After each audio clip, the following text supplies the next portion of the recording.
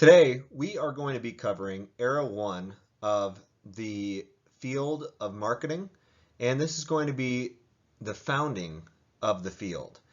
This occurred between 1900 and 1920, and there are some things that occurred that led up to us founding the field of marketing. So one of those things is business schools. And business schools started being founded in the United States in the 1880s.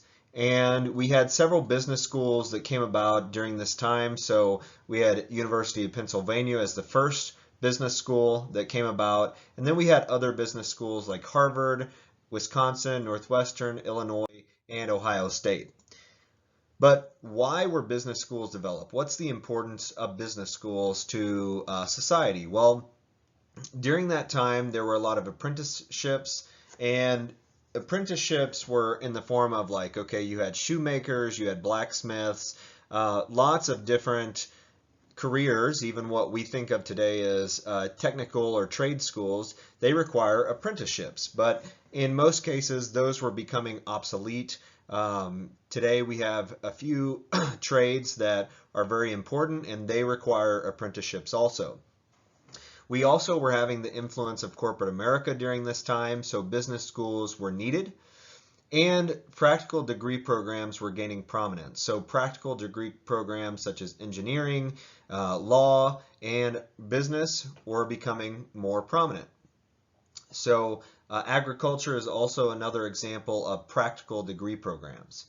Social mobility is also a reason why business schools were developed because if you were going into business, you could become something greater than what your parents were or what your grandparents were before them, because you could climb that social ladder. Maybe you grew up in the lower class. By joining or gaining a business degree, you could climb up potentially to the middle class. And if you were in middle class, you could rise up to become in the upper middle class. So you could move up that social ladder. And then finally, this made more competition between students. Whenever business schools arrived, there was a lot of competition between students for law degrees, medical degrees, engineering degrees, and so because of this, business schools became necessary. Now, why is it important for us to understand when and why business schools were developed? Well, I kind of hinted at this before. Business schools came about during the same time that marketing came about. And because of this, we were also having a huge important undertaking regarding distribution.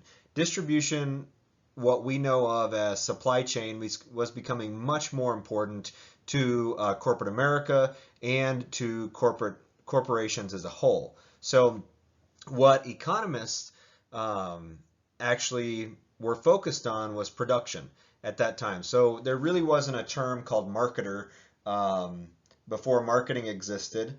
And so there were these economists that they noticed, okay, well, much of economics is focused on production. Well, what about distribution? Where is the distribution? How distribution we've talked about is getting that product from the production, the manufacturer, to the end consumer. So these economists, some of them noticed that there was a gap. And so the early teachings of marketing was about market distribution, which is what we refer to now as supply chain. So a lot of the early marketing thought, marketing textbooks, teaching were all about this idea of market distribution. So economists were really the first founders of teaching marketing.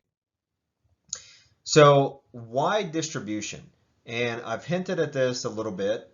Distribution came about because in the 1870s there was the birth of branded products. And with branded products, distribution became much more important. But this branded products, it met a lot of resistance. And the reason for that is consumers, they are resistant to innovations. Consumers there's not a whole lot of early adopters, and with that, it's a long time to be accepting of something that's very new. Branded products didn't really exist before the 1870s, so it was really a new, innovative thing to have a brand, if you will. There were also a lot of small independent retailers, and these small independent retailers, they had their own house brands. And we might be familiar with this. We have, with these small house brands, they don't make a huge margin on these house brands, but they have a high turnover because, okay, if you think about a small, like a boutique retailer, they may have their own individual clothing line. They don't make a whole lot of, it's not a huge margin, but they sell a lot of it. And with this, we would have like a lot of big corporations do this now, like if you think of Walmart, they have their own house brands. Sam's Club, they have Members Mark. With Walmart, it's Great Value. So they make smaller margins on this, but it's higher turnover. And that's because they charge less for these products because they're their own house brand. They're also met with resistance by wholesalers. And that's because wholesalers at that time, what they would do is they would buy the products from a manufacturer, and then they would resell those products with their own label. So you could think about this as if it was like, say for instance, they received a large shipment of canned corn, and instead of it being like Libby's or Green Giant, the wholesaler would then take that Libby's or Green Giant label off of the can of corn or can of green beans and put their own label on that. So wholesalers, they were able to actually make money by repackaging it with their own label. And that's exactly what it did. At this time, manufacturers, what they did was they created their own branded products, and because of that, they ended up making their own wholesale operations, which means they created their own distribution line within their own company. So manufacturers took out some of those wholesalers. And then finally, there were some disagreements within the company about what are the benefits of advertising, consistency across the nation. So you think about this in the 1870s, the railroad was obviously starting to come about, and it was really the best way to connect the western part of the United States and the eastern part of the United States. However, these organizations, the manufacturing plants, they would be much more spread out geographically and much harder to control, because it's not like today you can get in a plane, Lubbock to Dallas, it'd be 45 minutes. It may take you hours and hours to get to a plant to be able to check the quality of your products. And with that, it would be very difficult to also have your product line selection with that. So there was a lot of resistance that were met from consumers, small independent retailers, wholesalers, and from within. Finally, there was promise of marketing strategy in Era 1. So we have the very basic fledgling ideas of marketing strategy even present in Era 1. This happened with one of the very first articles published about marketing in 1912. This discussed distribution, also discussed differentiation, which is distinguishing a product or service from other similar products which are offered by competitors in the market. And then also we had segmentation, which is a key concept in marketing strategy.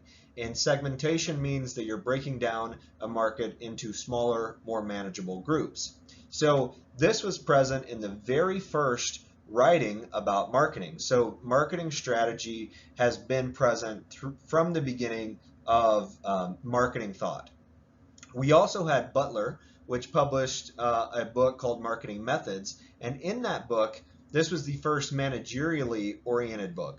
And they talked about marketing managers who directed both salesmen and advertising, which is really key because before this, a lot of these were functionally independent. You had sales, you had advertising, you had all these different functional areas within the firm.